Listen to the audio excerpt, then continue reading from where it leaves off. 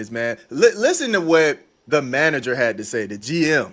Listen to what this person had to say. DeWanna has been an important part of our team and brought tremendous leadership experience and competitiveness to the Mercury. Because of the relationship we have with DeWanna, we worked out a buyout agreement that gives her the opportunity to chase a title.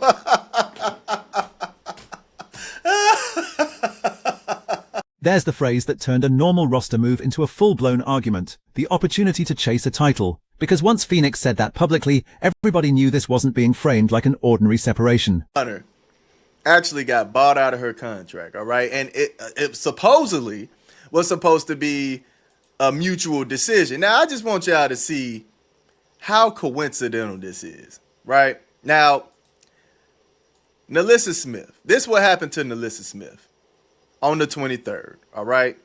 As you can see this tweet, 8:32 p.m. I want y'all to pay attention to that. And the timing is what made people start connecting dots. DeWanna Bonner gets bought out, Phoenix calls it mutual, and suddenly the conversation isn't just about one veteran leaving one team. It becomes a question about what the WNBA should allow contenders and veterans to do this late in a season, but there's an important distinction already. A buyout is not the same thing as a player simply walking away. Phoenix agreed to this. The Mercury's own statement says they worked out an agreement because of their relationship with Bonner. So if somebody hates the move, the criticism cannot stop with the player. The organization signed off on it too, and that matters because the loudest reaction is going to be, she quit. The more interesting question is whether the league has created a perfectly legal path that makes quitting, ring chasing, roster management, and veteran courtesy almost impossible to separate. And later, there's a comment from Phoenix coach Nate Tibbetts that makes this whole thing even stranger. Because within the same conversation, he sounds both removed from the process and completely aware of why the move happened. DeWanna quitting again, man. And then look what she had to say. Being able to return to Phoenix and play in front of the best fans in the WNBA these past 2 seasons has been an incredible experience. At this stage of my career, I don't know what the future holds. She's literally lying, fam. You know what the future holds. Las Vegas, huh? Sin City, baby. You know where you're... Now listen carefully to Bonner's own wording. She says she doesn't know what the future holds. That is not an announcement that she is going to Las Vegas. It is not confirmation that she already has another destination.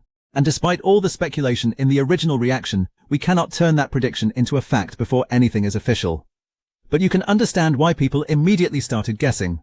Phoenix is making a buyout specifically described as giving Bonner an opportunity to chase a championship.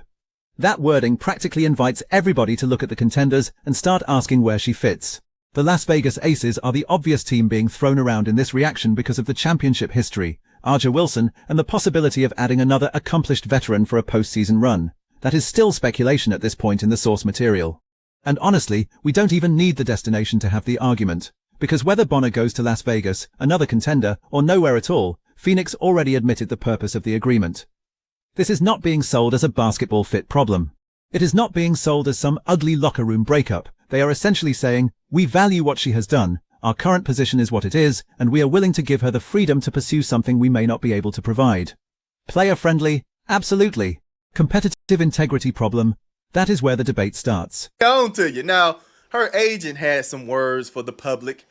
Alexa Philippou ended up stating this. According to her agent, there were no issues with Phoenix that drove DeWanna Bonner to seek a buyout. You forgot the biggest issue.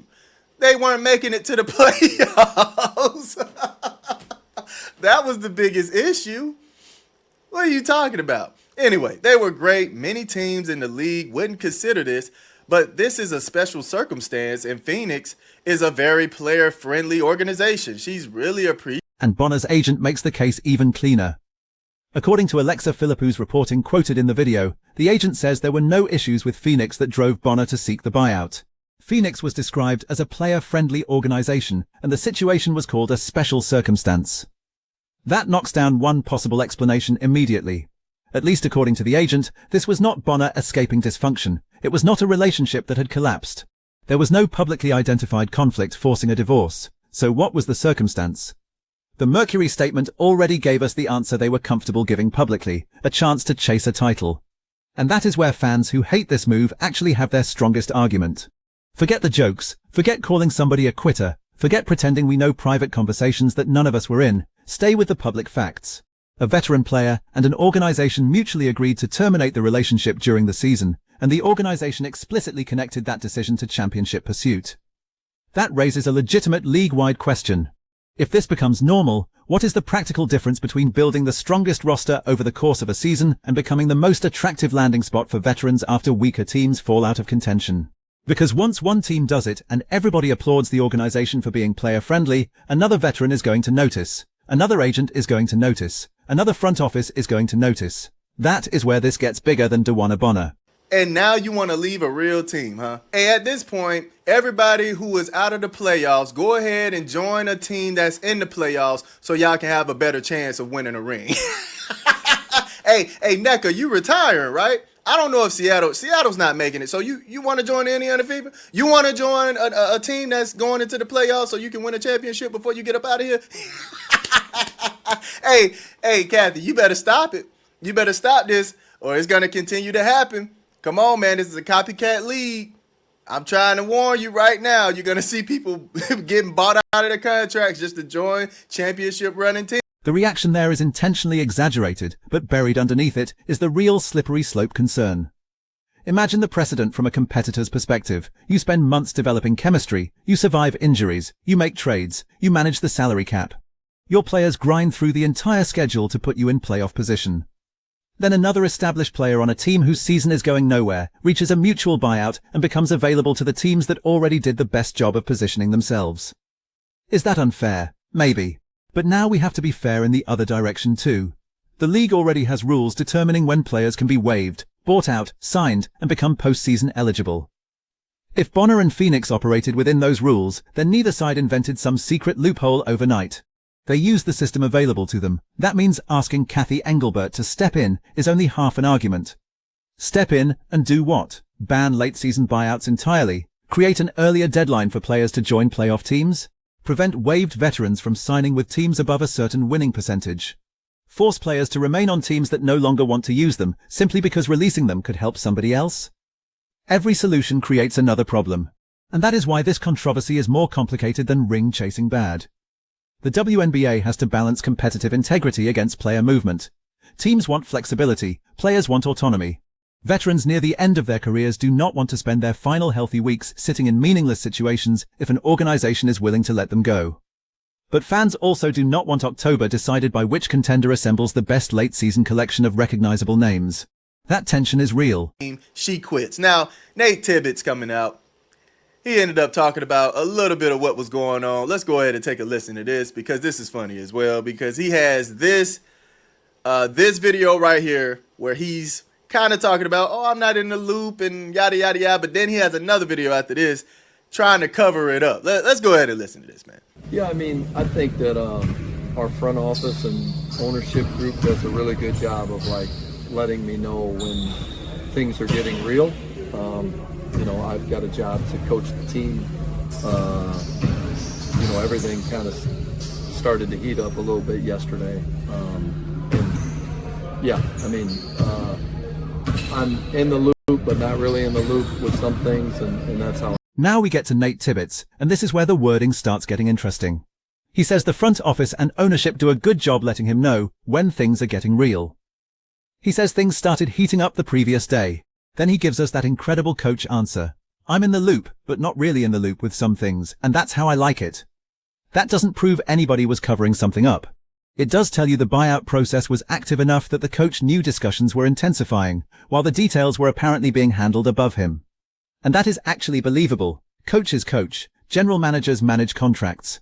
Ownership can be involved in major personnel decisions. Tibbetts does not need to negotiate the terms personally to know that something is moving. But keep his wording in your head, because seconds later he gives a much cleaner explanation of exactly what this move represents. He said right here. Now this is the same day, same interview. Listen to what he said right here. Yeah, this was done out of respect for DB. This is an opportunity for her to chase the title and possibly her last season.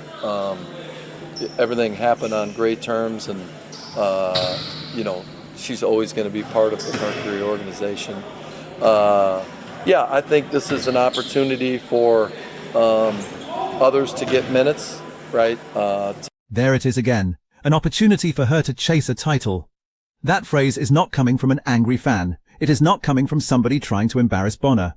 Now it is coming from the head coach after essentially the same explanation came from the organization. And Tibbetts adds another layer that should matter just as much. The move creates minutes for other players and lets Phoenix examine different rotations. Now the decision makes more basketball sense from Phoenix's side. If the organization is looking ahead, then keeping an accomplished veteran on the floor just to squeeze out a few extra wins may be less valuable than evaluating players who could matter to the next version of the roster. Bonner gets freedom. Phoenix gets developmental minutes. Both sides get something. That is a very different story from a player storming into an office and refusing to participate.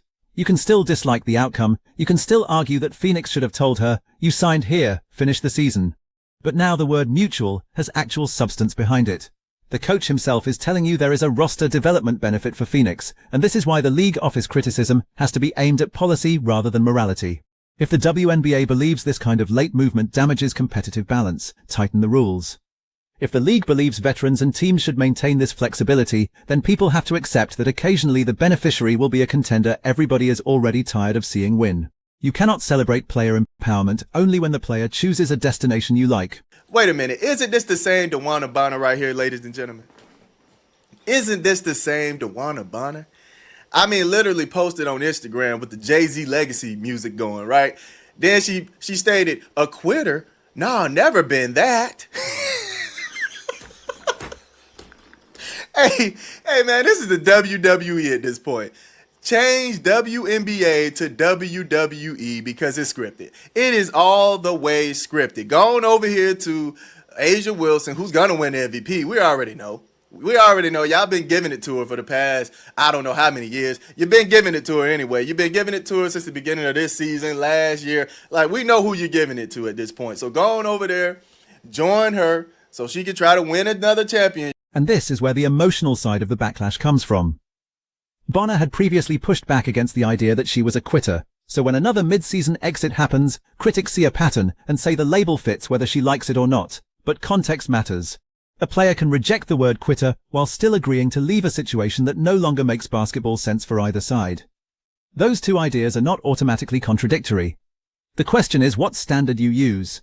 If quitting means voluntarily leaving any team before the season is over, critics have an argument. If it means abandoning teammates without organizational approval or refusing to honor your responsibilities, then a negotiated buyout is different. That distinction might sound technical, but this entire debate lives inside that technicality. Fans experience sports morally. Loyalty matters. Finishing what you started matters. Wearing a jersey is supposed to mean something. People remember players who stayed when things got ugly, not only players who found the easiest road to a trophy.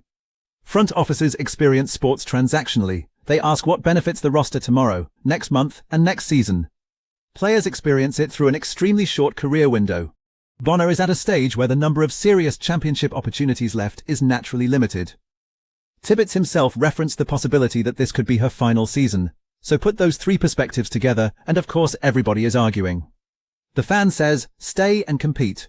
The organization says, we can use those minutes elsewhere. The veteran says, if you're willing to release me, why wouldn't I pursue another championship?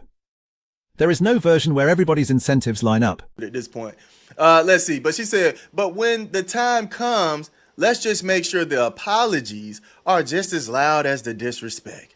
In due time. Man, hey, I don't know about y'all, but we still waiting on the explanation, aren't we? We still waiting on what she had to say. I'm just trying to figure it out. Then she put DB down here. DB. What does your initials really stand for, huh? Don't ball, huh? Doing bull. What does your initials stand for? I know. How about this, man? Do as your initials state and don't. That social media message adds fuel because Bonner says when the time comes, the apologies should be as loud as the disrespect. We do not know exactly what future explanation she intends to give. We should not invent one for her. But it creates another open question. What does Bonner believe the public is missing? Maybe there is context she eventually wants to provide. Maybe she feels the criticism has ignored conversations between herself and Phoenix. Maybe the explanation is simply that the separation was mutually beneficial exactly as everybody involved keeps saying. Whatever it is, she has publicly signaled that she believes there is more to the story than the insults being thrown at her. And if she does eventually explain it, that explanation deserves to be judged on what she actually says, not on what fans predicted beforehand. The irony is that all sides are currently fighting over a story where the central participants are largely describing the same basic arrangement. Phoenix says it wanted to give her a championship opportunity. The agent says there was no underlying issue with Phoenix. The coach says it ended on great terms and helps other players get minutes. Bonner thanks the organization and says she does not know what comes next. Those statements do not describe some bitter collapse. They describe a negotiated exit, so the controversy isn't really about whether Phoenix and Bonner are angry with each other. They apparently aren't. The controversy is whether fans should accept the reason they agreed to separate. What are you talking about? Anyway, they were great. Many teams in the league wouldn't consider this, but this is a special circumstance, and Phoenix is a very player-friendly organization. She's really appreciative of them. Yo, wasn't this the same thing from the Indiana Fever last year? Wasn't this the same thing? He talked about this is a special circumstance. Really? Really? It was a special circumstance last year. Now it's another one, huh? If she decides to play next year as well, it's going to be another special circumstance coming up, isn't it? Special circumstance is probably the phrase that irritates critics more than anything else because special treatment always sounds suspicious in competitive sports. What qualifies somebody for it? Career accomplishments, age, relationship with the franchise, the team's position in the standings, a player asking respectfully, a front office deciding it wants to go younger. Those details matter because unwritten exceptions can feel arbitrary even when every individual involved acts in good faith. And this is where the WNBA may eventually have a decision to make, especially if more players use similar arrangements. Not because DeWanna Bonner has broken some rule based on the material we have. There is no evidence here that she did. The problem for the league would arise if legal transactions begin producing an outcome fans perceive as competitively illegitimate. Sports leagues deal with that distinction constantly. Something can be permitted and still be unpopular enough that commissioners revisit the rules. Teams in other sports have manipulated rest policies until leagues responded. Front offices have exploited draft incentives until formats changed. Every competitive system eventually discovers behaviors that are legal under the current framework but uncomfortable when taken to their logical extreme. That is the strongest version of the copycat league concern from the original reaction. Not that every veteran is suddenly going to demand a buyout tomorrow. But once players see that a respected veteran can reach an amicable separation specifically designed to preserve a championship opportunity, agents have a precedent they can point toward in future negotiations. Then the pressure shifts to organizations. Why did you let her go, but not me? Why does one veteran deserve that courtesy while another doesn't? Why should a rebuilding team pay or retain a player who wants to leave when both sides could benefit from separating? Those questions compound quickly. And suddenly a decision that looked like a simple favor becomes part of the league's roster culture. This is Alyssa Smith. She gets it, turns the odd way. She's holding her knee, and she might be out for the rest of the season, the way she's banging on the floor, right? I mean, literally, a couple hours later, 12:36 p.m., August 24th, she announced this. She announced that she is leaving the Mercury, fam. You see how coincidental this is? This is crazy work. We already know where you're going, DB. She's going to the Aces. Right when Alyssa Smith goes down, you want to announce. Now we have to deal with the coincidence that fueled so much of the Las Vegas speculation. The video points to Alyssa Smith going down with a knee issue and then connects that moment to Bonner's announcement, suggesting the timing could indicate Bonner was headed toward the Aces. That conclusion is not established by the evidence shown here. An injury happening before a buyout announcement does not prove the two events were coordinated. The timestamps presented in the original commentary are also described inconsistently, so they should not be treated as proof of a secret sequence. Could a contender with an injury have interest in an available veteran? Of course. Does that mean the injury caused the buyout?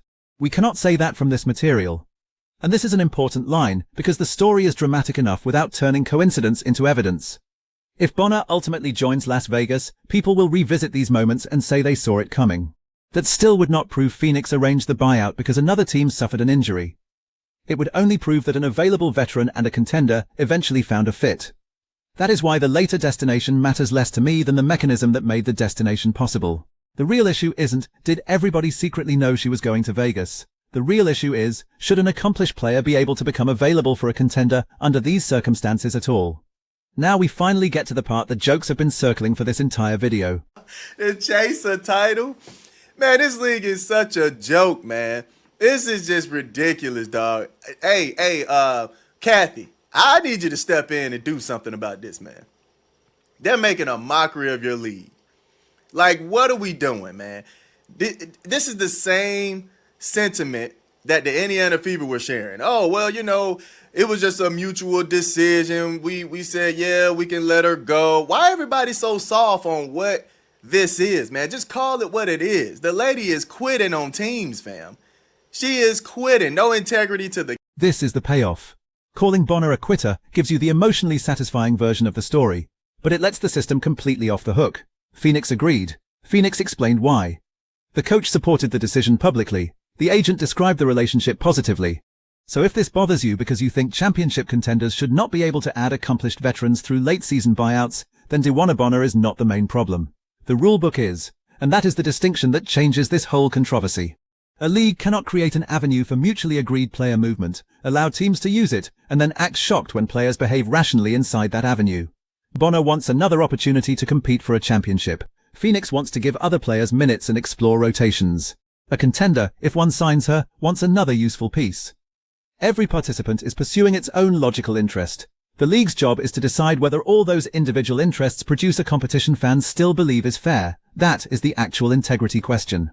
Because imagine the opposite rule. Imagine Phoenix is ready to move on. Bonner wants another opportunity. The coach would rather evaluate younger players, but the league forces them to remain together solely because releasing her might benefit somebody good. That does not sound obviously fair either. Now imagine unlimited flexibility, where every non-playoff veteran can negotiate an exit and contenders spend the final weeks recruiting proven players. That would clearly change how people view roster building. So there has to be a line somewhere. The debate is over where that line belongs, and if fans think it currently sits too close to the postseason, then say that. Ask for a transaction deadline that protects competitive balance. Ask for clearer postseason eligibility rules. Ask the league to define how late buyouts should work. That is a stronger criticism than pretending this entire situation happened because one player woke up and decided she did not feel like competing anymore. To look at different rotations. Now, I'm not expecting Nate Tibbetts to know exactly what's going on with DeWanna Bonner, but man, the fact that you started off with, it was getting heated and I don't really know everything that's going on and I like it like that, to now you're sliding into, oh, well, yeah, it was for her. She can ring chase now. You sound just like the general manager. So that just lets me know y'all were trying to cover something. And Nate Tibbetts' two answers, when you put them together, actually complete the picture rather than expose some proven cover-up. He was not necessarily involved in every detail of the negotiation. He knew discussions were heating up. Once it was done, he understood the basketball reasoning. Bonner gets an opportunity elsewhere. Phoenix gets minutes for different players, and everybody leaves on good terms. That is a coherent explanation. You can dislike it without claiming it is fake. And now the pressure moves somewhere else entirely. If Bonner signs with a contender, every playoff result involving that team becomes part of this argument. If the move helps produce a championship, supporters will say this is exactly why veterans earn flexibility late in their careers. Critics will say it proves the system lets strong teams get stronger at precisely the moment competitive balance matters most. If she joins a contender and they lose, the jokes are obviously going to be brutal, because all this talk about chasing a title immediately becomes part of the storyline. But none of those future outcomes change what we know right now. Phoenix willingly approved the buyout. The organization publicly tied it to a championship opportunity. The coach said it also creates developmental minutes. The agent said the move was not driven by problems between Bonner and the Mercury. And the specific next destination was still speculation in the source material. Those are the facts you can build an argument on. Man, I had to talk about it this morning. I'm sorry, y'all. This tickled me. Hey, you better hope you win, DB. You better hope you win, or I'm going to have your fans pissed off again this year at me. They going to be pissed off again. I'm going to open a new entity. I see it now. Oh, y'all might not get swept, so I'm going to close the broom shop. It might be something else. Yeah, I'm going to open it up when you fail, though. Just wait on that. Y'all let me know how y'all feel about this, man. I love you guys. Y'all keep it smooth. So now I want you to choose, because there are really two philosophies here. 1. If a veteran and a team mutually decide the relationship no longer helps either side, let the player go. If a contender wants her, and the rules allow it, that contender earned the right to make the move. Players are not property, and nobody should be forced to spend what could be the final stretch of a career in a situation their own organization is willing to end. Or 2. Once the season reaches a certain point, championship rosters should basically be locked. You finish the year with the group you built, and veterans on eliminated or struggling teams should not become late reinforcements for teams already positioned to win. Which one protects the WNBA better, maximum player freedom, or a harder deadline protecting competitive balance? And if your answer is that the league needs to change the rule, then say exactly where you would draw the line, because this debate is going to be much bigger than DeWanna Bonner if another veteran does the same thing next. Drop your choice in the comments, hit the like button if you want more breakdowns without pretending speculation is fact, subscribe, turn on the bell, and tell me this. Is this smart veteran freedom, or has late season ring chasing gone too far?